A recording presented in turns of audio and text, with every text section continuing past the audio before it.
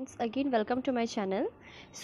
ये जो मैं वीडियो बनाऊंगी ये मैं पर्सनल फाइनेंस एंड प्लानिंग पे बना रही हूँ। ये एक छोटी वीडियो रहेगी जिसमें मैं पूरा सिलेबस कंप्लीट कर रही हूँ। इट मीन्स वैसे तो इसमें लिखा यूनिट 1 to 4 एंड 5, ठीक है, बट मैं जो कंप्लीट करूँगी वो यूनिट 1 से 5 तक पूरा ही कंप्लीट करूँगी। मैंने 3 के लिए खुद से कुछ अपने पर्सनल नोट्स बनाए हैं, उसमें से मैं आपको बता दूँगी, ठीक है। उम्मीद करती हूँ वीडियो आपको पसंद आएगा और चैनल को सब्सक्राइब कर लीजिएगा और मेरे को बताइएगा कि समरीज़ ठीक है वीडियो में, मतलब वीडियो के थ्रू समरीज़ ठीक है या मैं एक एक यूनिट करके बताऊँ, बिकॉज़ मेरे को थोड़ा कन्फ्यूज़न था। मैंने एक ये वीडियो जो है वो समरी वीडियो बना दी है ताकि आपको पॉइंट ऑफ व्यू से सही रहे वीडियो, ठीक है। शॉर्टकट में पूरा ख़त्म कर देना सिलेबस, इसलिए बनाया है। चलिए स्टार्ट करते हैं। ये दिल्ली यूनिवर्सिटी के मैंने SOL का स्टडी मटेरियल ले रखा है राइट नाउ और मैं इसी से आपको कंप्लीट कर रही हूँ। जैसे कि यहाँ पे यूनिट 1 में दिया हुआ है introduction to financial planning. First हमारा चैप्टर आ जाता है इंट्रोडक्शन, सेकंड आ जाएगा हमारा पर्सनल फाइनेंशियल प्लानिंग, फिर हमारा यूनिट 2 हो जाएगा, ठीक है, इन्वेस्टमेंट इन्वायरमेंट वगैरह। चलो हम लोग लेसन 1 से स्टार्ट करते हैं, ठीक है। टाइम को बिना वेस्ट किए हुए मैं स्टार्ट कर देती हूँ। तो लेसन 1 में जो इंट्रोडक्शन के बारे में बताया गया फाइनेंशियल प्लानिंग के रिगार्डिंग जो है, इसमें है कि फाइनेंशियल प्लानिंग का मतलब क्या होता है, ठीक है। तो फाइनेंशियल का मतलब क्या है? फाइनेंशियल मीन्स पैसे से रिलेटेड होगा, राइट। पैसे को प्लान करना, ठीक है, कि किस तरह से हम कहाँ पे किस उस पैसे को यूज़ करेंगे। तो मैंने कुछ अंडरलाइन कर रखे थे, वो आप देख सकते हैं। जैसे कि सपोज़ करो मुझे कहीं बाहर जाना है, ठीक है, मुझे कहीं बाहर जाना है, टूर पे जाना है, ठीक है। तो अब टूर पे जाने के लिए मेरे को सबसे पहले चीज़ क्या चाहिए होगी? पैसे चाहिए होंगे। अब पैसे होंगे तभी तो मैं टिकट बुक करूँगी, चाहे मैं कुछ क्या कहते हैं वहाँ जाऊँगी, खाऊँगी, रास्ते में खाने के लिए मैं कुछ खरीद सकती हूँ, है ना। या अगर मैं किसी ऐसी जगह जा रही हूँ वहाँ पे कपड़े डिफरेंट हो, लाइक अगर मैं शिमला वगैरह जा रही हूँ, मनाली वगैरह जा रही हूँ, तो वहाँ पे मुझे क्या सर्दी के कपड़े चाहिए। तो मीन्स एक कंप्लीट प्लानिंग, राइट। एक कंप्लीट प्लानिंग होती है वो हर चीज़ की। तो ये जो प्लानिंग है हम प्लान हर चीज़ में करते हैं, चाहे एक छोटे से छोटी चीज़ हो, बड़ी से बड़ी चीज़ हो, प्लानिंग हर चीज़ हमारी रिक्वायरमेंट होती है। तो इस वाले जो सब्जेक्ट है इसमें हम फाइनेंशियल प्लानिंग के बारे में पढ़ रहे हैं और सिर्फ फाइनेंशियल प्लानिंग नहीं है, इसमें हम अपने फाइनेंशियल प्लानिंग की बात करेंगे, ठीक है। जिसमें कि हम ये भी देखेंगे कि हाँ किस किस तरह से हम प्लान बनाते हैं, किस किस तरह से हमारा चलता है, ठीक है। फाइनेंशियल प्लानिंग का क्या है? देखिए, financial planning is the task of determining how a business will be afford to achieve its strategic goal and objectives। Normal सी चीज़ जैसे कि मैंने अभी आपको बताया कि फाइनेंशियल मतलब पैसे रिलेटेड है, ठीक है। कोई भी ऐसा फाइनेंशियल प्लानिंग करना जिसका हमारा टारगेट क्या हो, कि जो हमें एक जो गोल सेट कर रहे वो हमें अचीव होना, ठीक है, ये चीज़ आ जाता है, ठीक है। और हम फाइनेंशियल प्लानिंग करते क्यों हैं? तो अलग अलग चीज़ के लिए होते हैं, लेकिन हम जब पर्सनल के बारे में पढ़ रहे हैं तो मैं पर्सनल की ही रिगार्डिंग आपको बताऊँगी। पर्सनल मीन्स हमारा, राइट, पर्सनल मीन्स हमारा। अब हम लोग क्यों करते हैं, क्या ज़रूरत है प्लानिंग करने की? क्योंकि हम प्लानिंग करते हैं अपनी एजुकेशन के लिए, ठीक है। एजुकेशन होता है, इमरजेंसी फ़ंड होता है, हमें गाड़ी खरीदनी है, ठीक है, buying a car, buying a house, retirement के लिए, या हम चैरिटी कर देते हैं। तो ये सारी चीज़ें जो है ये हमारी, ये सब पैसों से ही तो रिलेट करती है ना। तो ये सारी की सारी जो हमारी आ जाएंगी ये फाइनेंशियल प्लानिंग में आ जाती हैं, ठीक है। जैसे ये देखिए ऊपर लिखा हुआ है ना, what are you planning for education, मैंने अंडरलाइन कर दिया, आप देख लीजिएगा। समरी वीडियो इसीलिए मैं शॉर्ट में बता रही हूँ। हम क्या कहते हैं, अब जैसे हमने एजुकेशन के लिए है, ठीक है, इमरजेंसी फ़ंड, सपोज़ हम बीमार वगैरह हैं या पैसे की कमी, अगर जैसे लॉकडाउन पड़ गया था, अगर जिसने अपनी सेविंग करके रखी होती, इमरजेंसी फ़ंड्स में रखे होते तो वो यूज़ कर सकते हैं। बाइंग अ कार, मुझे कार ख़रीदनी है, घर ख़रीदनी है, रिटायरमेंट के लिए, अभी के PF सबसे अच्छा हमारा है ना, तो उस चीज़ के लिए चैरिटी है, तो ये चीज़ें आ जाती हैं, ठीक है। आगे आ जाते हैं हम, क्या है, components of a financial plans. Components में क्या आ जाएगा? जैसे कि budgeting and tax planning, managing your liquidity, financing your large purchase, protecting your assets and income, investing your money, planning your retirement and state। जब जैसे बजटिंग में मैंने क्या कर दिया, एक नॉर्मल सा छोटा सा बताया है।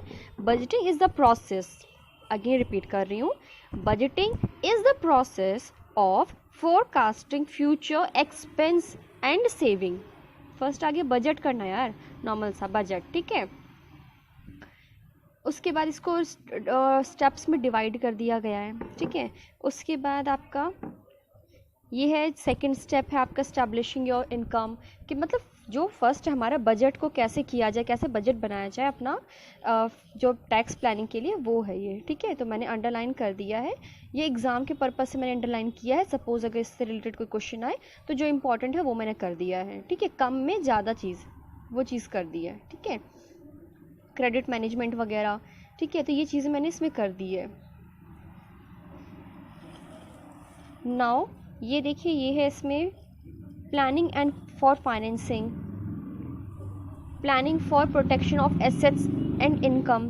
ठीक है, उसके बाद प्लानिंग फॉर इन्वेस्टिंग, इन्वेस्ट करना ना, इन्वेस्टिंग में के लिए प्लानिंग, रिटायरमेंट के लिए प्लानिंग, ये चीज़ें आ जाती हैं। अब चलो आ जाते हैं ग्लोबली एक्सपेक्टेड डेवलपमेंट। 6 स्टेप्स इसके हैं। ठीक है, इसके कितने स्टेप्स हो जाएंगे? 6 स्टेप्स हो जाएंगे।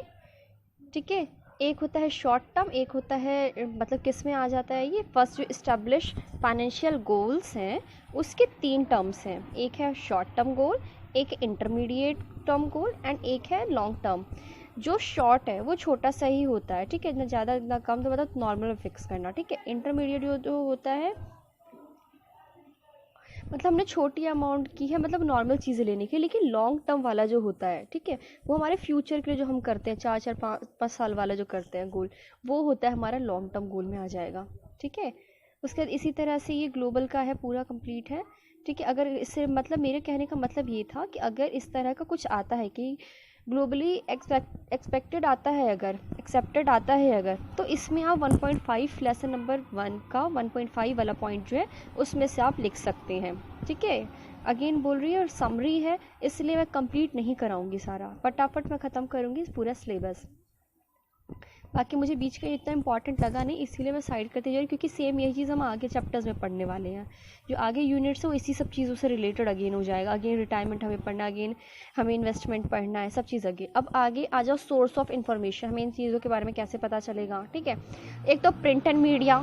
ठीक है, उसके प्रिंट एंड मीडिया में जैसे बुक्स हो गया, रेडियो, टेलीविज़न, ये तो पता है। डिजिटल सोर्स हो गए, फाइनेंशियल एक्सपर्ट्स जो होते हैं वो हो गए, फाइनेंशियल इंस्टीट्यूशंस हो गए, इंटरनेट भी इसमें बहुत असर करता है। ठीक है, उसके बाद रिस्क वाले में आ जाते हैं, रिस्क का।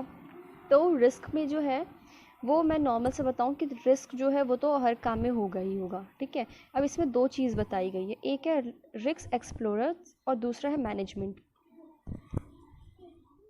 ऊपर ही देखो लिखा, is the possibility of loss और injury because of some peril और cause of losses.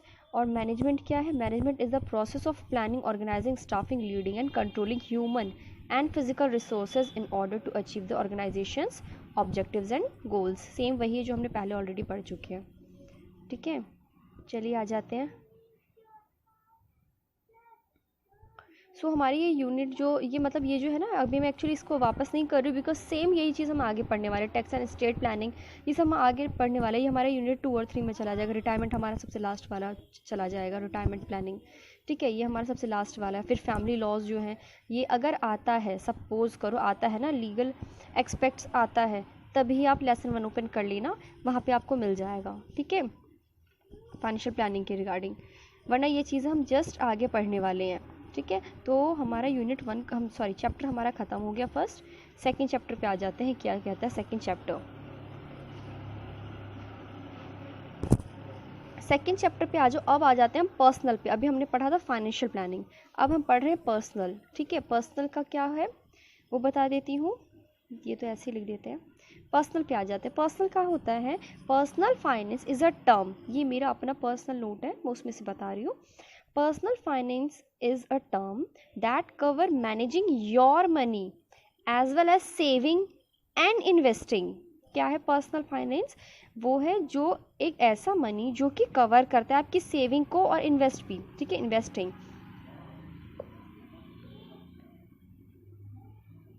If a compass budgeting, banking, insurance, मोर्टेज, investments, retirement, ये जितनी भी प्लानिंग हो जाती हैं सारी की सारी हमारी फाइनेंशियल प्लानिंग में इन्वॉल्व हो जाती हैं।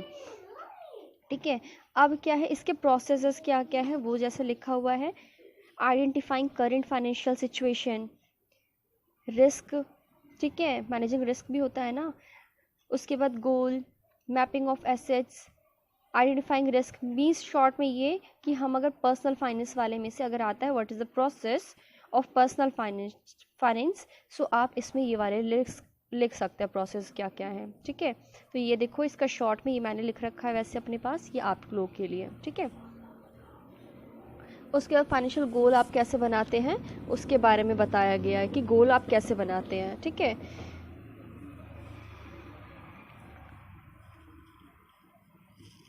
अब देख लीजिए, मैं आपका धीरे करके स्क्रॉल करती हूँ। अब एक है जैसे शॉर्ट टर्म फाइनेंशियल गोल, इसमें क्या है, establish a budget, create an emergency fund, पे ऑफ क्रेडिट कार्ड, इसमें आ जाएगा, ठीक है। उसके बाद आपका आ जाएगा मिड वाला, इसके बाद हम पढ़ते हैं मिड वाले के बारे में, ठीक है। तो मिड वाले में आप पढ़ेंगे get life insurance and disability income insurance. Second इसका क्या आ जाता है, मिड वाले के पॉइंट्स बता रही हूँ, पे ऑफ स्टूडेंट लोन्स, फिर आएगा थिंक अबाउट योर ड्रीम्स, ठीक है। अब लॉन्ग वाले में आ जाते हैं, ये देखिए ना, मैंने अभी जस्ट आपको बताया ना, get life insurance and disability income insurance जो है वो दोनों लाइफ इंश्योरेंस में ही आ गया, ठीक है। गेट लाइफ इंश्योरेंस, फिर उसका थिंक अबाउट योर ड्रीम्स और पे ऑफ स्टूडेंट लोन्स। उसके बाद लास्ट आपका जो लॉन्ग टर्म वाला है उसमें आपका लॉन्ग टर्म, जैसे सुनने में लग रहा है लॉन्ग टर्म, उसमें एस्टिमेट योर रिटायरमेंट नीड, है ना। रिटायरमेंट में जो नीड होगी उसके लिए तो भी हमें सोच के चलना पड़ेगा ना, तो इसीलिए estimate your retirement need, you can become a discipline saver and investor several ways, अगर आप इसमें देख लीजिए, ठीक है। अब है how financial planning affects your cash flow, cash flow पे कैसे करता है वो देख लेना आप। इनफ्लो एंड आउटफ्लोज है, वैसे आता नहीं है लेकिन अगर आएगा तो आप इसमें से लिख सकते हैं, लेसन नंबर 2 है, ठीक है। उसके बाद आपका है फाइनेंशियल प्लानिंग। फाइनेंशियल प्लानिंग अगर लाइफ साइकिल अप्रोच आता है, life cycle approach, I am again repeating, life cycle approach, तो फिर आप इसमें से लिख सकते हैं, लेसन नंबर 2 में से है ये, ठीक है। ये इतना इंपॉर्टेंट नहीं क्योंकि पिछली बार के मैंने 3-4 साल के पेपर ऑलरेडी चेक कर लिए हैं, इतना नहीं आता है। जो जैसे ये है ना, अभी देखो रिटायरमेंट प्लानिंग है, टैक्स प्लानिंग है, इन्वेस्टमेंट, ये ऑलरेडी हम आगे पढ़ेंगे ब्रीफली में, इसीलिए मैं इसमें नहीं कर रही हूँ टाइम वेस्ट, ठीक है।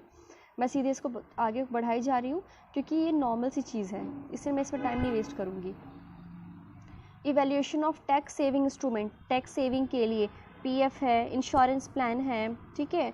उसके बाद सेविंग स्कीम्स कुछ आ जाती हैं, फिर 5 साल का जो बैंक का है एफडी वगैरह वो आ जाती हैं, तो इसलिए ये हो जाएगा जिसमें आप अपने टैक्स को बचा सकते हैं। लेसन 2 ख़त्म, यानी कि हमारा यूनिट 1 ख़त्म हो चुका है। अब आ जाते हैं हम यूनिट 2 पे, ठीक है। लेसन 2 के साथ साथ हमारा यूनिट 1 ख़त्म हो गया। अब हम यूनिट 2 पे आ जाते हैं जिसका फर्स्ट वर्ड ही समझ में आ गया, इन्वेस्टमेंट एनवायरनमेंट।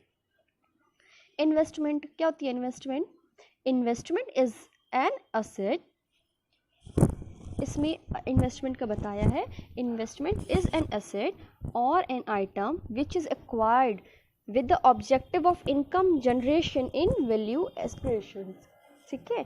बट मेरा है, मैंने अपना जो लिखा है वो मैं बता देती हूँ। मेरे नोट में मैंने लिखा है the act of putting money, the act of putting money in a bank, again I am repeating, लिखना तो लिख लेना, अ act of putting money in a bank, business, property, etc. The amount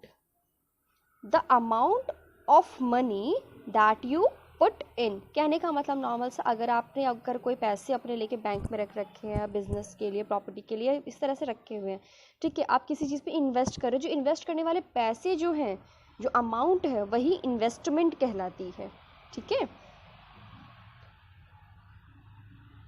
अब इसमें आप कहाँ कहाँ करते हैं वो लिखाया हुआ है, कैपिटल मार्केट और मनी मार्केट इस टाइप से दिखाया गया। अब चलो आगे आ जाओ, 3 तरह की चीज़ें हैं इसमें दिखाई गई, इन्वेस्टमेंट, स्पेकुलेशन और गैम्बलिंग, ठीक है।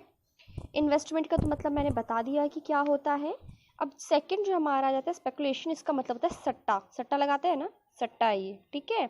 उसके बाद गैम्बलिंग, गैम्बलिंग का मतलब होता है जुआ, ठीक है। तो जुआ सट्टा में तो वैसे ही ज़िंदगी तो खराब ही है ना, हाई रिस्क होता है। तो सेम उस चीज़ के बारे में यहाँ बताया गया है कि किस तरह से होता है, आप नॉर्मल सा पढ़ सकते हैं अगर आ जाए इसके बीच डिफ्रेंशिएट करने के लिए। ठीक है, इन्वेस्टमेंट अच्छा होता है। ठीक है, स्पेकुलेशन और गैम्बलिंग में कोई फ़ायदा नहीं, हाँ लग जाए, लक की बात है, लग जाए तो लग जाए, नहीं तो पता ही है कि क्या हालत हो जाती है ना। चलिए, ये हमारा हो गया स्पेकुलेशन के बारे में। वैसे तो इस तरह से इसमें बताया है, मैंने जो मेरा जो है वो मैं अगेन रिपीट कर रही हूँ, लिखना है लिख सकते हैं आप। A process includes buying and selling of securities with a view to earn profit due to price fluctuations. High risk is involved in speculations. यानी नॉर्मल सा है कि अगर हमने अपना कुछ सिक्योरिटी हम दे देते, कुछ सामान देते हैं, उसके बदले हम एक्स्ट्रा अमाउंट अर्न करने के लिए हम क्या कहते हैं, सपोज बैटिंग लगाते हैं, एंड देन क्या होता है उसके बदले हमें हाई रिस्क लेना पड़ जाता है इसमें। ठीक है, गैम्बलिंग भी सेम ऐसा ही है, बैटिंग भी हम इसको कहते हैं। ठीक है, और इसमें भी हाई रिस्क होता है। ठीक है, चलिए अब आगे बढ़ जाते हैं। आगे इस चैप्टर में हम पढ़ेंगे factor which influence the decision of investor, है ना। Stability of return, risk, liquidity, tax shelter, safety of principal, hedge of against inflation, इसके बारे में हमने देखा। ठीक है, अगर आता है, अगेन रिपीट कर रही हूँ, अगर आता है what are the factors which influence the decision of an investor, तो आप इनमें से कर सकते हैं, यानी कि लेसन 3 में से आप कर सकते हैं। ठीक है, जितना इंपॉर्टेंट सिर्फ मैं उतना ही लूँगी, मैं एक्स्ट्रा नहीं उठाऊंगी, अगेन मैं रिपीट कर रही हूँ। अब आ जाओ इन्वेस्टमेंट प्रोसेस में। इन्वेस्टमेंट अभी भी मैं ज़्यादा नहीं खींचूंगी क्योंकि आगे आने वाला लेसन में हमारा इन्वेस्टमेंट ही पड़ेगा। ठीक है, तो इन्वेस्टमेंट में जो है हमारे स्टेप्स के साथ है। फर्स्ट हो जाएगा असेट एलोकेशन डिसीजन, फिर सिक्योरिटी एनालिसिस। ठीक है, अब उसके बाद हमारा एक आ जाता है फंडामेंटल एनालिसिस। फंडामेंटल एनालिसिस में क्या आ जाएगा, इकोनॉमिक, जिसमें कि आप जीडीपी देखते हैं, अनएम्प्लॉयमेंट देखते हैं। इंडस्ट्री एनालिसिस कौन से हो जाते हैं, जिसमें डिमांड सप्लाई का रिलेशनशिप रहता है। और फिर कंपनी एनालिसिस क्या होता है, जिसमें रिस्क रिटर्न होता है, क्वालिटी ऑफ मैनेजमेंट एट्सेट्रा वगैरह वगैरह। ठीक है, ये खत्म होने के बाद हमारा आ जाता है पोर्टफोलियो मैनेजमेंट। पोर्टफोलियो मैनेजमेंट अभी मैं फिर अगेन रिपीट कर रही हूँ, मैं ज़्यादा ब्रीफली नहीं करूँगी बिकॉज आगे फिर ये लेसन आ जाएगा। ठीक है, आगे भी है अगला लेसन। पोर्टफोलियो मैनेजमेंट क्या है, portfolio management is the dynamic function of analysing. किस चीज़ के लिए है ये function, analysing, selecting, evaluating the portfolio in term of state investor objectives. ठीक है, अब इसमें मैं आपका अंडरलाइन कर देती हूँ क्योंकि ये मैं जब आप लोगों को आगे शेयर करूँगी ना पीडीएफ, तो ये मैं आपको शेयर कर दूँगी। ठीक है,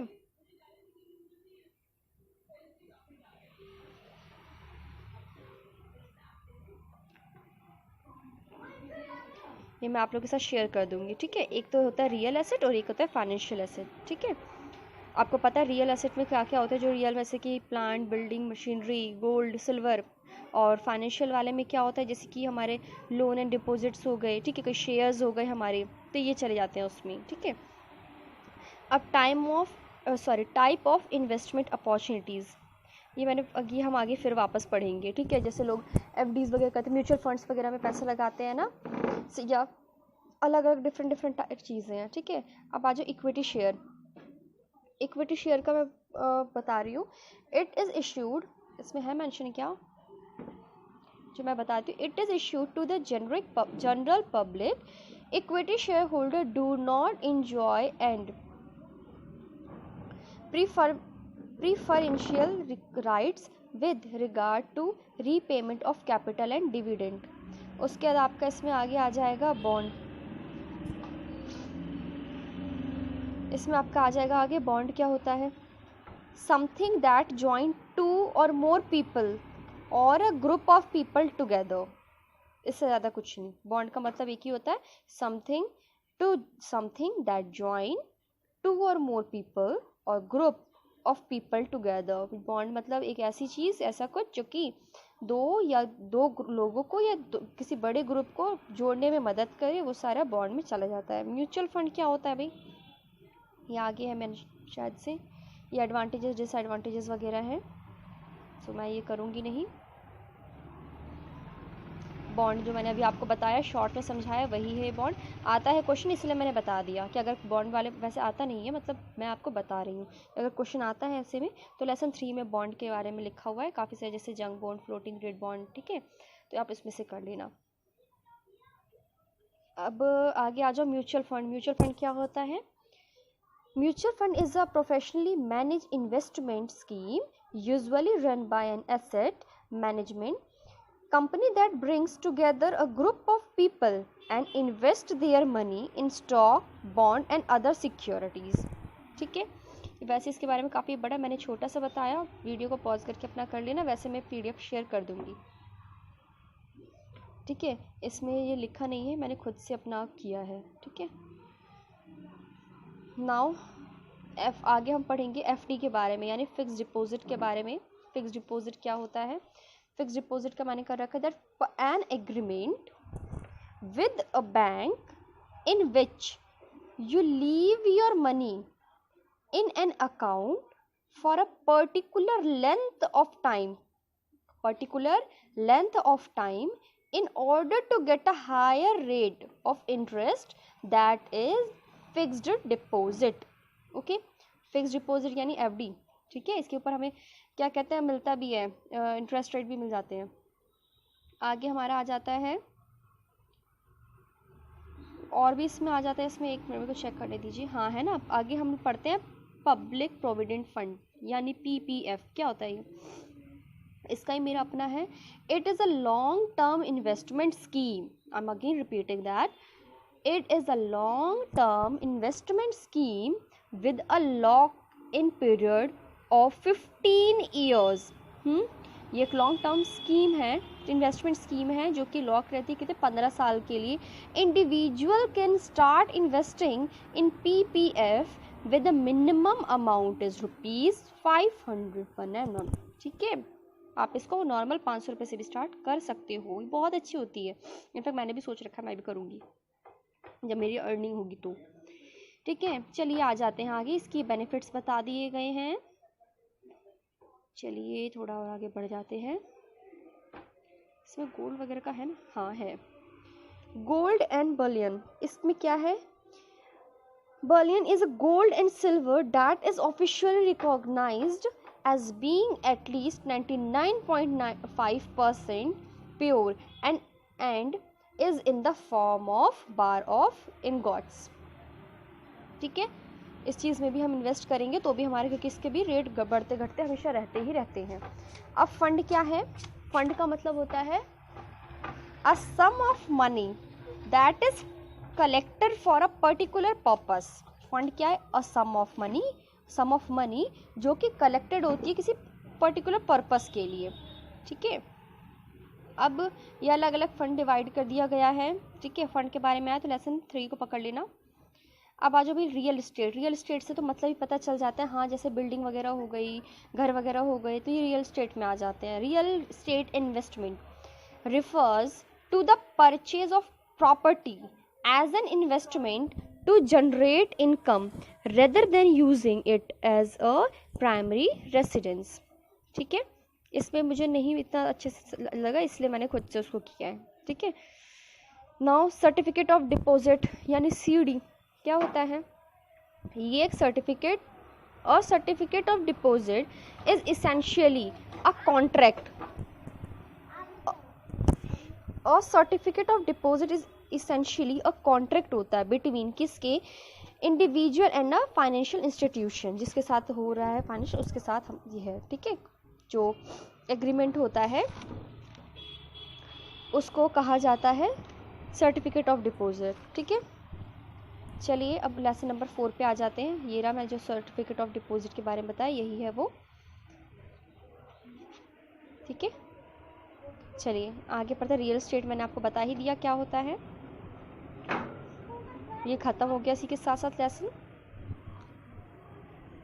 नंबर 4 पे आ जाते हैं। मैंने आपको बताया था कि लेसन नंबर 4, अच्छा ये रिस्क का है, इसलिए मैंने आपको फर्स्ट ही लेसन में बोला था। मैं ज़्यादा ब्रीफली एक्सप्लेन नहीं करूँगी क्योंकि अगेन फिर हमें रिपीट करना पड़ेगा। Risk and return relationship and portfolio management. ठीक है, अब क्या है,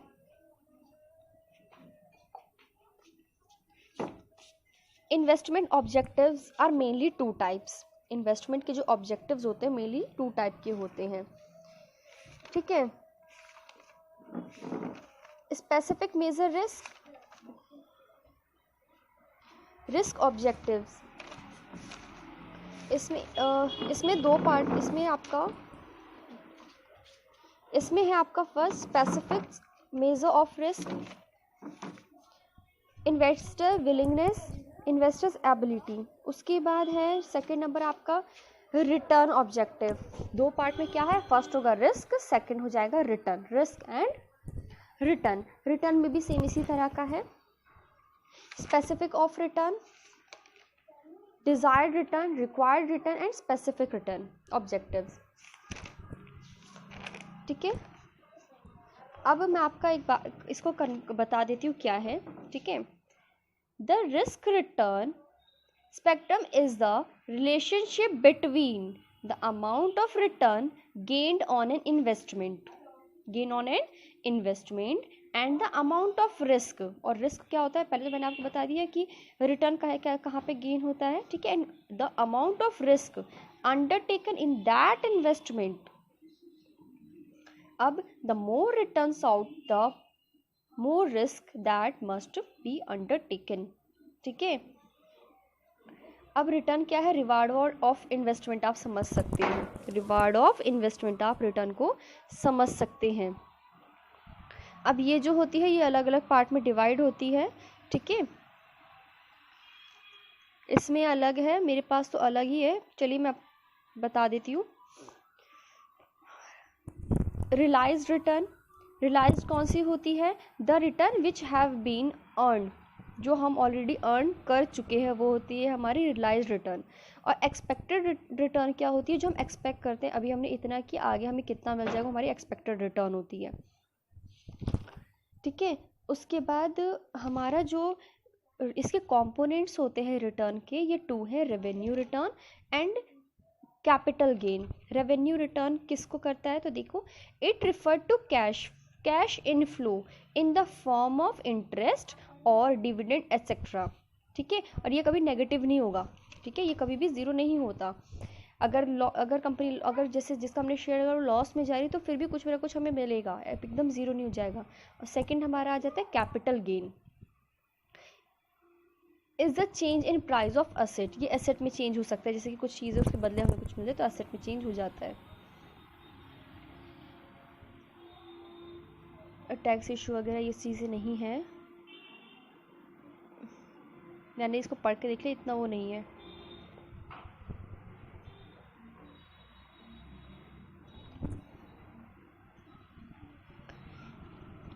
चलिए अब हम आ जाते हैं नेक्स्ट पोर्टफोलियो मैनेजमेंट के बारे में। राइट, पोर्टफोलियो मैनेजमेंट, तो मैंने आपको पहले भी पोर्टफोलियो मैनेजमेंट के बारे में बता दिया था कि पोर्टफोलियो मैनेजमेंट होता क्या है। Portfolio management is the dynamic function of analyzing, selecting, evaluating the portfolio in term of stated investor। इसमें मेंशन है, इसमें मेंशन नहीं है। ठीक है, मैं आपको अपने जो मैंने मेरे पर्सनल नोट्स हैं मैं आपके साथ शेयर कर दूंगी, जो मैंने बना रखे हैं। ठीक है, चलिए आगे बढ़ते हैं, ये इम्पॉर्टेंट नहीं था, मैंने पढ़ लिया इसको। इन्फ्लेशन इफेक्ट्स क्या पढ़ेंगे इन्वेस्टमेंट पे। Time value of money, time value of money क्या होता है, टाइम के साथ अगर पैसे का जो इन्वेस्ट करना वही टाइम वैल्यू ऑफ मनी कहला जाता है। ठीक है, ये अलग अलग टाइप में डिवाइड होता है, जैसे कि हम कुछ फ्यूचर के लिए गोल करके रखते हैं। ठीक है, हमने कोई सामान ख़रीदा, उसको हमें आगे तक ले जाना है, वही सारा हमारा ये इस वाले में आ जाता है टाइम वैल्यू ऑफ मनी में। ठीक है, मनी का टाइम के अकॉर्डिंग यूज़ करना, टाइम वैल्यू।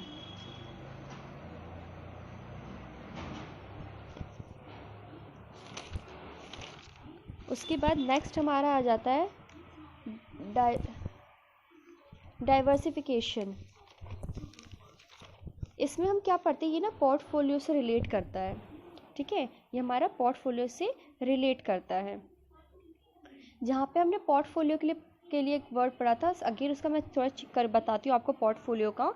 अभी ना ये जो हम इसे पढ़ रहे हैं ये अगेन हमें लेसन 6 में पढ़ना है, ठीक है, सेम यही चीज़ हमारी लेसन 6 में जाएगी, ठीक है। तो इसीलिए मैं आपको शॉर्ट में बता देती हूँ, ये एक मैनेजमेंट होती है, स्ट्रैटेजी मैनेजमेंट होती है, जो कि इससे पोर्टफोलियो से होने वाले जो रिस्क होते हैं उसमें इसका रोल होता है, ठीक है।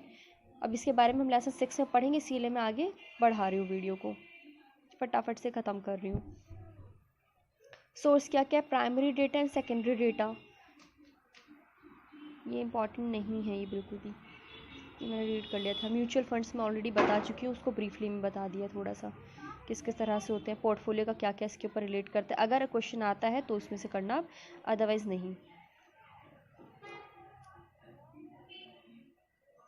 अब आ जाओ lesson number 5, risk aversions and profiling. Risk, ये इसमें भी आपको शॉर्ट में बता देती हूँ। रिस्क की जो प्रोफाइल होती है उसमें आपका 3 पार्ट देखा गया है, रिस्क रिक्वायर्ड, रिस्क कैपेसिटी और रिस्क टॉलरेंस, ऐसा आपको दिखा दिया जाएगा, आगे देख लो आप, ठीक है।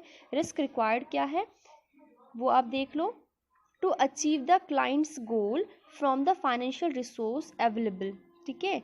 उसका रिस्क कैपेसिटी क्या, is the level of financial risk the client can afford to take, और टॉलरेंस क्या है, is the level of risk is the client is comfortable with, ठीक है। तो टॉलरेंस वाले में ये आ जाता है। अब क्या है भाई, आगे बढ़ जाते हैं।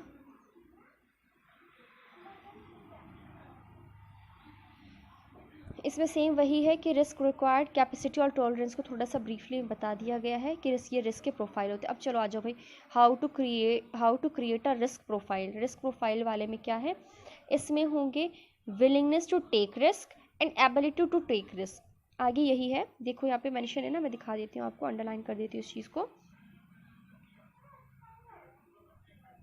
जो ये है टेक रिस्क एंड एबिलिटी वाले, इसमें जो होता है, तो मैं आपको शॉर्ट में बता रही हूँ। विलिंग वाले में क्या होगा, ये जोखिम की इच्छा रखने वाले होंगे, ठीक है। हाँ, अगर कोई रिस्क होता भी है ना तो उसका जोखिम उठाने वाले होते हैं ये, ठीक है, इनको कोई फ़र्क नहीं पड़ता है।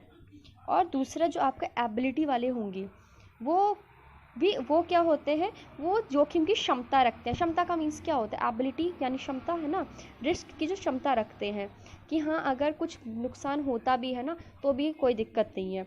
ये मतलब ये जो दोनों है ना, जो विलिंग वाले हैं एंड जो एबिलिटी रिस्क वाले हैं, ये जो दोनों होते हैं ये समझ लो खतरे के खिलाड़ी होते हैं, ठीक है। इनको एक चीज़ पता है कि हाँ ज़्यादा रिस्क यानी ज़्यादा रिटर्न आएगा उसका, है ना, जो उसमें शेयर में डाल रहे हैं पैसे, ठीक है, इन्वेस्ट कर रहे हैं, अगर high risk means high gain भी होगा हमें, तो इस तरह के होते हैं। आगे हम पढ़ेंगे रिस्क अवर्जन्स के बारे में, ठीक है। तो ये क्या होते हैं, ये जोखिम उठाने के, ये देखो आ गया ना, रिस्क अवर्जन वाले ये जो होते हैं जोखिम उठाने के विरोध करते हैं, ठीक है। मीन्स ये वो है थोड़ा खाओ अच्छा खाओ वाले लोग हैं, ठीक है, कम मिले कोई बात नहीं लेकिन ढंग का हो, हमें भाई रिस्क नहीं लेना है इसमें, ठीक है। तो ये वाले हैं, पूरा का पूरा कॉन्सेप्ट यही है, ठीक है, पूरा का पूरा इसमें यही है कि किस किस तरह से होते हैं, कहाँ कहाँ इन्वेस्ट करते हैं। नेक्स्ट हम इसके आगे हम पढ़ेंगे रुपी कॉस्ट के बारे में। ये बॉन्ड्स वगैरह मैं ऑलरेडी कर चुकी हूँ, इसी में सारा इन्वॉल्व है।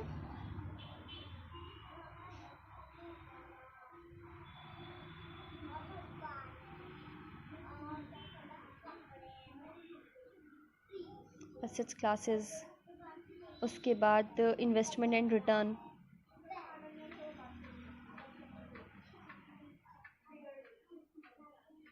आगे जो हम पढ़ेंगे वो पढ़ेंगे रुपी कॉस्ट के बारे में, ठीक है। तो ये चीज़ें, ये पावर ऑफ कंपाउंडिंग है, ठीक है। कंपाउंड ये फ्यूचर में जो आने वाले जो हमारे पैसे होते हैं ना इन्वेस्ट जो हमने किए हैं कितने मिलेंगे, उस चीज़ के रिगार्डिंग है कंपाउंडिंग वगैरह, ठीक है। ये टाइम वैल्यू मनी अगेन अभी हमने पढ़ा ना कि हम फ्यूचर में कहाँ का पैसे लगाएंगे किस किस तरह से, ये अगेन मतलब मैंने जब पूरा पढ़ा ना तब मैंने क्या पाया कि सब एक दूसरे से लेसन मिल ही रहे हैं, ठीक है। तो चलो भाई रुपी कॉस्ट एवरिंगिंग के बारे में पढ़ लेते हैं, क्या है, an approach in which an approach in which you invest a fixed amount of money. कौन सा अप्रोच? जिसमें क्या हम इन्वेस्ट करते हैं, क्या हम फिक्स्ड करते हैं amount of money at regular intervals. किस कैसे तरह में? Regular interval. This in turn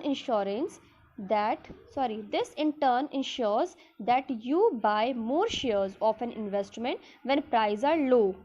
ठीक है, कब कब खरीदना है शेयर्स को या कब इन्वेस्ट करना है? जब price are low and less when they are high. और जब उसको कब छोड़ देना है शेयर को? जब वो हाई हो जा रही है। ठीक है, इसमें आता है ये अलग अलग बता रखा है, आप देख लेना। अगर आएगा रुपी कॉस्ट के बारे में तब आप इसमें लेसन नंबर 5 को देख लेंगे। ठीक है, अब हम फटाफट आ जाते हैं लेसन 6 के ऊपर, क्योंकि हमारे बहुत सारे लेसन हैं अभी बाकी। पोर्टफोलियो मैं आपको ऑलरेडी बता चुकी हूँ पोर्टफोलियो क्या होता है, पर बस अब मैं फटाफट से आपके साथ एक शेयर कर देती हूँ। ठीक है,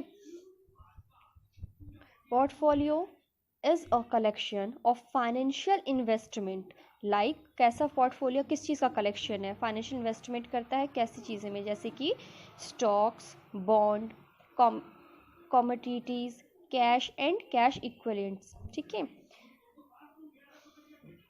उसके बाद अब पोर्टफोलियो में contain a wide range of assets including real estate. इतना चीज़ सिर्फ ये नहीं सिर्फ कि क्या कहते हैं स्टॉक बॉन्ड से पैसे लगे हो गया, इन्वेस्ट हो गया, ये बड़े बड़ी जगह पे भी कहते हैं, जैसे कि रियल एस्टेट, आर्ट मतलब जैसे कि कुछ आपको पता है जो आर्ट म्यूजियम्स होते हैं वहाँ पे बड़ी बड़ी पिक्चर्स बनी होती है, पेंटिंग्स होती है, उस पर भी इन्वेस्ट होता है। ठीक है, उसको भी लोग खरीदते हैं, वो फ्यूचर में आगे बिकती भी हैं। और कुछ प्राइवेट इन्वेस्टमेंट्स। ठीक है, अब इसी में हमने तो पोर्टफोलियो के बारे में पढ़ लिया, इसके साथ रिस्क क्या क्या हो सकता है। ठीक है, उसमें टॉलरेंस वाला क्या है वो है। ठीक है, फिर बिल्डिंग ऑफ पोर्टफोलियो है, ये आ गया आपका बिल्डिंग ऑफ पोर्टफोलियो किस किस तरह से है। ठीक है, मैनेजमेंट, ऑब्जेक्टिव्स हैं ये अलग अलग। पोर्टफोलियो है तो सीधे लेसन 6 ओपन कर देना, बिना सोचे समझे पूरा मिल जाएगा। ठीक है, उसके बाद डाइवर्सिफिकेशन क्या है? ये डाइवर्सिफिकेशन जो होता है, diversification is a risk management strategy that mix a wide variety of investment with in a portfolio. किस चीज़ में ये करता है स्ट्रैटेजी, किस चीज़ में इसके काम आती है? पोर्टफोलियो में। The relation behind the technique is that a portfolio constructed of different kind of assets. जो पोर्टफोलियो है कंस्ट्रक्ट किस चीज़ से हुआ? Different kind of assets. Will यानी दस्तावेज, will on average yield higher long term return and lower the risk of any individual holding or securities। ये इसमें आ जाता है। ठीक है, यानी क्या करता है उसमें जो होने वाली जो मतलब जितनी भी चीज़ें होने वाली उसको कम करने में डाइवर्सिफिकेशन काम करता है। डाइवर्सिफिकेशन जो है वो रिड्यूस करता है रिस्क को। ठीक है, किससे? जो पोर्टफोलियो से, जैसे हमने पोर्टफोलियो में लगाए पैसे, उसमें जो अगर कोई हमारे साथ मतलब रिस्क है तो उसको कम करने का काम ये कर देता है। ठीक है, तो इसी के अलग अलग पॉइंट है। अगर इसमें कुछ भी आए कॉन्सेप्ट में सीधे इसको पकड़ लेना। शॉर्ट में मैंने आपको बता दिया कि होता क्या है, कैसे वर्क करता है, ये आप इसमें देख रहे हैं। अब सीधे आ जाओ यूनिट तो हमारी 2 ख़त्म, 3 पे आ जाते हैं। यूनिट 3 हमारी क्या कहती है? तो इसमें यूनिट 3 है नहीं। ठीक है, इन शॉर्ट में आपको बताओ तो इसमें यूनिट 3 दी नहीं गई है। तो यूनिट 3 मैंने खुद से अपनी क्रिएट की है, वो मैं आपको बता देती हूँ। यूनिट 4 पे आप रुकिए, मैं यूनिट 3 बता देती हूँ। यूनिट 3 में हम पढ़ेंगे पर्सनल टैक्स प्लानिंग। मतलब कि जो हम पर्सनल जो हमारे पैसे हैं हम उसको इन्वेस्ट कर रहे हैं अलग अलग जगह पे। ठीक है, तो उसमें हम टैक्स की प्लानिंग कैसे है? तो टैक्स प्लानिंग से मतलब क्या है? पहले जो हमने अलग अलग जगह पे अपने पैसे टैक्स मतलब इन्वेस्ट कर रहे, तो हम ऐसी कौन सी जगह पे इन्वेस्ट करें अपने पैसे जहाँ पे हमारा टैक्स भी कम लगे और हमारा बेनिफिट भी हो जाए? तो इसीलिए हम पढ़ेंगे पर्सनल टैक्स प्लानिंग। ठीक है, टैक्स प्लानिंग का मतलब क्या है? Tax planning is the analysis of a financial situation or plan to ensure that all elements work together। ठीक है, ये क्या है? Analyse of financial situation. क्या कह रहे हैं? एनालाइज करता है फाइनेंशियल सिचुएशन को और प्लान को। किस चीज़ के लिए इंश्योर करता है? कि एक साथ काम करें। ठीक है, work together to allow you to pay the lowest tax possible. जितना कम से कम टैक्स हो सके वो पे करने के लिए। ठीक है, a plan that minimize how much you pay in taxes is referred to as tax efficient. Tax planning should be an essential part of an individual investor financial plan. ठीक है, अब नाउ फटाफट, क्योंकि ये फर्स्ट पॉइंट में था, मतलब मैंने जब सिलेबस में से मैंने बनाया इसको, तो सिलेबस में फर्स्ट पॉइंट जो था वो था टैक्स प्लानिंग क्या है, सेकंड था स्ट्रक्चर क्या है। तो स्ट्रक्चर तो हमें पता ही है, दो पार्ट में होता है, डायरेक्ट टैक्स और इनडायरेक्ट टैक्स, है ना। तो डायरेक्ट टैक्स क्या होते हैं, वो टैक्सेस होते हैं जो कि टैक्स डायरेक्ट हम गवर्नमेंट तक पहुंचा देते हैं। एग्जांपल हो गया इनकम टैक्स और प्रॉपर्टी टैक्स। नेक्स्ट आ जाइए, इनडायरेक्ट टैक्सेस कौन से होते हैं, वो टैक्सेस होते हैं जिनका हम गुड्स और सर्विसेज अगर हम किसी का ले रहे हैं एंड देन हम उसके बदले जो हम पे करते हैं, हम यहाँ पे गवर्नमेंट को नहीं पे करते, यहाँ पे हम कंपनी को पे करते हैं। सपोज मैंने एक एलसीडी खरीदी है, टीवी, अब मैंने क्या किया, एलजी की एलसीडी खरीदी। अब उस एलजी की एलसीडी पे मैं गवर्नमेंट को जाके टैक्स नहीं दूंगी। यहाँ पे क्या करूँगी, मैंने जितनी की टीवी ली है उसमें मेरा टैक्स इंक्लूड होगा एंड देन वो आगे सबमिट हो जाएगा। ठीक है, मतलब वो जो कंपनी है एलजी जो है वो आगे गवर्नमेंट तक वो टैक्स पहुंचा देगी। ठीक है, सो हमने इतना भी देखा। नाउ नेक्स्ट जो पीडीएफ में हमें दिया था वो दिया था steps of personal tax planning. Steps क्या क्या है, तो सबसे पहले तो understand your gross annual income. इसमें क्या है कि आपकी जो इनकम है ग्रॉस जो है आपकी, वो आपको पता होना चाहिए, जो कि कहाँ से आ सकती है, आपकी सैलरी से, प्रॉपर्टी से, कैपिटल गेन जो है, मतलब कंप्लीट आपकी इनकम कितनी है। तो क्या है, the first step include understanding your total income from all sources. जितने भी सोर्सेज हैं, कोई भी सोर्सेज हो, वहाँ से आपकी टोटल इनकम जो आ रही है उसको आपको जानना ज़रूरी है। फिर रिड्यूस योर टैक्सेबल इनकम। ठीक है, जो आपकी उसको आपको रिड्यूस करना है, क्या जो टैक्सेबल इनकम है। जैसे if you are an employ you can restructure your salary to optimize tax। कैसे थे, saving through the different type of tax planning. जैसे ऑफिस में एचआरए मिलता है, ठीक है, वो क्या होता है, हाउस रेंट अलाउंस होता है, या मेडिकल का मिलता है, दोनों तरह से होता है, तो आप ये दोनों कर सकते हैं। ठीक है, अब आगे क्या है, ये क्या है, टैक्स की प्लानिंग है, मीन्स हम अपना कैसे टैक्स बचा सकते हैं। ठीक है, चोरी नहीं है, टैक्स बचाना है। Use tax saving investment. ठीक है, अब टैक्स सेविंग इन्वेस्टमेंट का क्या मतलब है वो हम देख लेते हैं। ओके, तो यहाँ पे क्या है, are the various tax saving investment under section 80C of the Income Tax Act. Investing is these fund can get you tax exemption up to ₹1.5 lakh. अब सपोज़ करो कि आपके अगर 1.5 लाख तक के लिए यहाँ पे एग्जाम्प्ट किया हुआ है, किस किस चीज़ के लिए, अगर आपका पीपीएफ है यानी कि पब्लिक प्रोविडेंट फंड है, लाइफ इंश्योरेंस है कोई सा, या इक्विटी लिंक्ड सेविंग स्कीम आपकी है, या एफडी कहीं पे करा रखी है यानी फिक्स डिपॉजिट, या आपकी एनएससी है, तो इनमें 1.5 लाख तक का एग्जम्पशन आपको दे रखा गया है। ठीक है, तो ये तो हमारे अभी कुछ स्टेप्स हैं। अब हम आगे देखते हैं कि आगे कौन से स्टेप्स हैं। ठीक है, तो आगे हमारा आ जाता है, फोर्थ नंबर पे है take help of family member to save the tax. इसमें हेल्प कैसे हम ले सकते हैं, जैसे देखो क्या लिखा है, if you are living in a property owned by your parents, मतलब तुम्हारे पापा का अपना घर है, तो उसमें क्या करो, ऑफिस की तरफ से बता दो कि हमें हमें एचआरए देना पड़ता है, तो हम इसमें भी अपना सेव कर सकते हैं, है ना। या हम एक इंश्योरेंस, हेल्थ इंश्योरेंस करते हैं, जो 60 साल से नीचे हैं उनके लिए 50,000 तक का है, जो 60 साल से ऊपर है उनके लिए 55 है। सपोज़ करो कि अगर आपके पापा हैं, मम्मी है, आपकी वाइफ है और आपका एक बच्चा है, ठीक है, उसमें क्या है कि जो पापा मम्मी है वो तो 60 साल से अगर ऊपर है तो आप उनका 55 हो जाएगा, और ये दो जो है उनका क्या हो जाएगा, 50 रहेगा। ठीक है, अब क्या, अगर सारे के सारे 60 है, इंश्योरेंस की बात हो रही है, जिसके लिए इंश्योरेंस है उसकी बात हो रही है, अगर सारे के सारे 60 साल से ऊपर के हैं तो सबका 60,000। ठीक है, चाहे मम्मी पापा जिसके भी हम इंश्योरेंस करवा रहे हैं, इन सब जगह पे जहाँ पे है, इन सब जगह पे आपको जो इनकम टैक्स में एक्सेम्प्ट कर दिया जाता है। ठीक है, अब क्या है, keep tax proof handy for verification. The tax man can ask for last 7 year documents.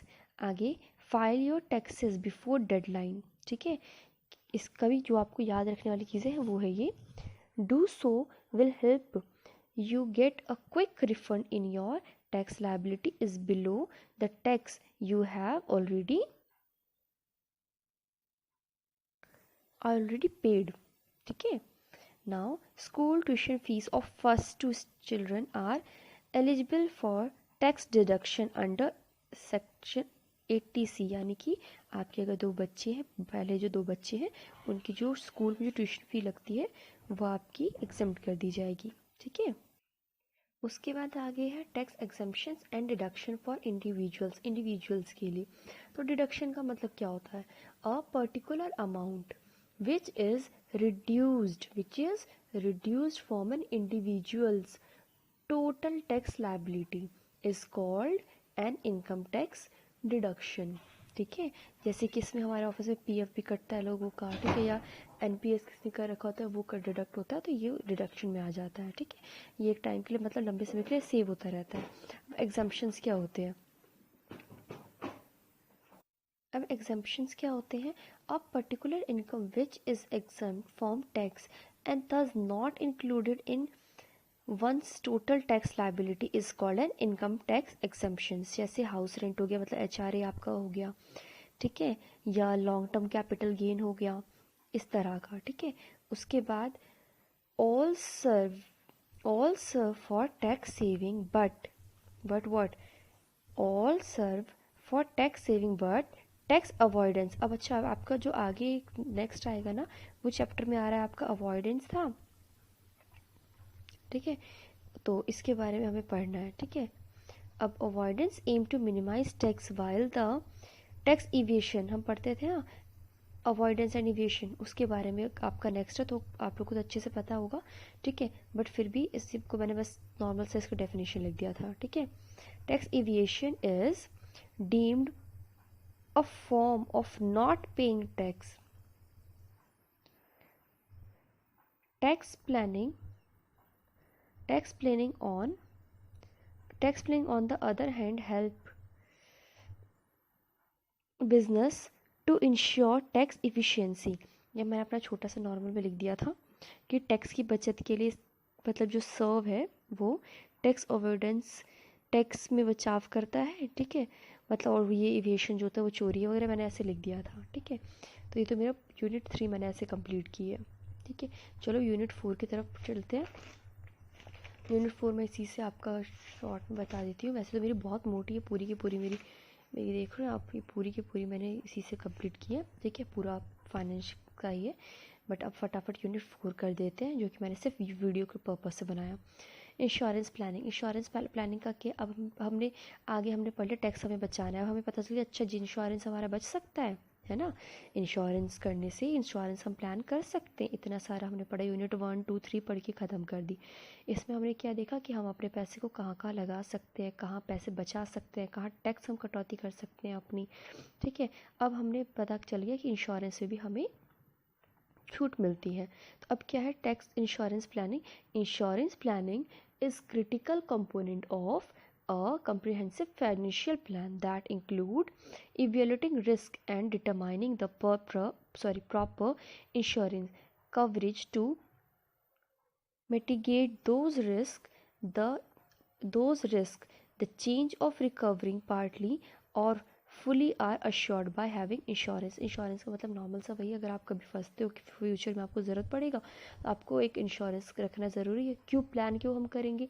क्योंकि हमें नहीं पता कल हो के क्या हो जाए। अगर आप आज हैं, ठीक है, आज आप हैं, कल हो के अगर आप किसके ऊपर कोई डिपेंडेंट है, आपकी फैमिली डिपेंडेंट है आपके ऊपर, तो आप आज हैं, कल के लिए उनके लिए जो अगर आप करेंगे तो वो आपका इंश्योरेंस में चला जाता है।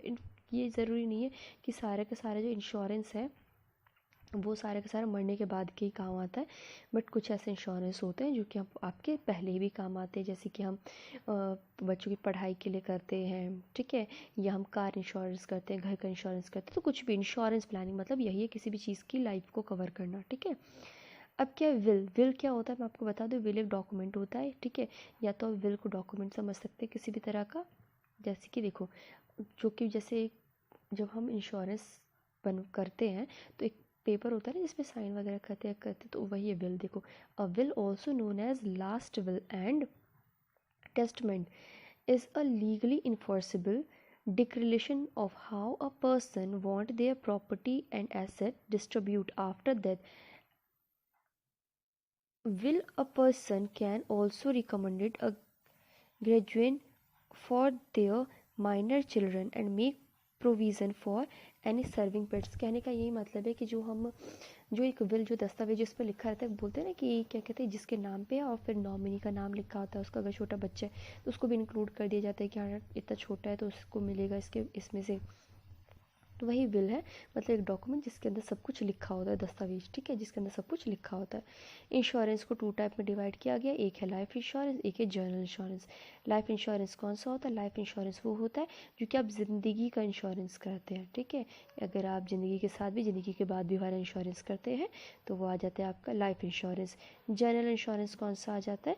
तो जनरल इंश्योरेंस वो वाला होता है जिन इंश्योरेंस में आप कहते हैं घर का इंश्योरेंस करवा लेते हैं, ठीक है, तो वो आ जाता है आपकी जनरल इंश्योरेंस। घर का इंश्योरेंस, गाड़ी का इंश्योरेंस, ये इसमें आ जाता है, ठीक है।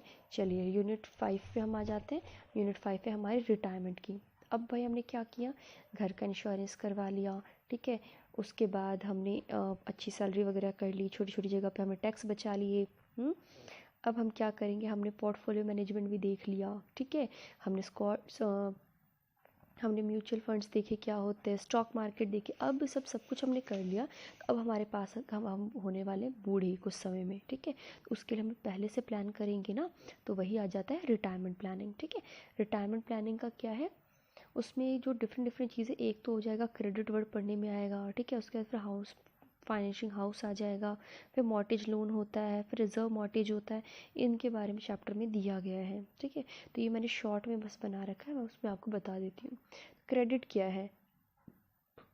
क्रेडिट एक वो अमाउंट होती है, क्रेडिट यानी क्रेडिट कार्ड से भी ले सकते हो। क्रेडिट एक वो अमाउंट होती है या एक चीज़ होती है जिसके लिए आपको पहले कुछ पे नहीं करना पड़ता है, ठीक है। पहले आपको कुछ पे नहीं करना पड़ता, आप क्या करते हैं, पहले यूज़ कर लेते हैं। अब क्या होता है, एक क्रेडिट कार्ड होता है हमारे पास, ठीक है। हमें अगर कुछ जाके शॉपिंग करनी है तो हम क्या करते हैं, पहले जाके हम शॉपिंग कर लेते हैं, है ना। और बाद में हम इसका यूज़ करते हैं शॉपिंग करने के लिए। अब क्या होता है कि जो हमने यूज़ किया है उसके बदले में हम बाद में कार्ड में पैसे, मतलब जो जिस बैंक से हमने लिया है उसको हम पैसे दे देते हैं, बस, ठीक है। तो हमारा क्रेडिट होता है। ऐसे जितना आगे बढ़ता है उतना हमारा अच्छा होता है, ठीक है, हमारे लिए। मतलब जैसे सिबिल्स होते हैं ना, तो सिबिल्स वगैरह भी अच्छी होती हैं, और जितना ज़्यादा हम पे करेंगे उतनी हमारी क्रेडिट लिमिट अच्छी होगी, तो इसको क्रेडिट कहा जाता है, ठीक है। चलिए नेक्स्ट हम आ जाते हैं फाइनेंशिंग हाउस। अभी हमने पढ़ा था ना आगे जनरल इंश्योरेंस में, तो वैसे फाइनेंशिंग हाउस में, फाइनेंशियल हाउस में के लिए क्या क्या चाहिए। सबसे पहले अगर सपोज करो मेरे को घर ले रहा हूँ, लेना है मुझे, ठीक है, मैं घर ले रही हूँ, तो फाइनेंस तो होता है घर, उसमें क्या क्या पहले क्राइटेरिया चाहिए, ठीक है, कि किस तरह का घर है, क्या क्या उसमें होना चाहिए। फिर वैल्यूएशन भी हम देखेंगे, ठीक है, कॉस्ट भी देखेंगे, और लोन की इक्विटी भी देखेंगे हम। तो ये हमारा इसी में आ जाएगा। अब मॉर्टगेज लोन क्या होते हैं, ये वो लोन होते हैं, चलिए देखते हैं। अ टाइप ऑफ लोन, ये एक लोन के टाइप का होता है, टेकन टू परचेज होम। ये कौन सा लोन होता है जो कि होम खरीदने में हेल्प करता है। By definition a mortgage is a legal instrument by which the home became collected for a loan. मतलब कि जब पता है, जब ये पूरी चीज़ें ओके हो जाती है ना, मतलब लोन के लिए अप्रूव्ड हो जाता है, तो उसके बाद ये लोन मिलता है, जिसके बाद घर जो है वो कह दिया जाता है हाँ इस घर पे लोन हो सकता है, ठीक है। अब रिजर्व वाला क्या होता है, इसमें इसमें जो that enable to borrower to assess the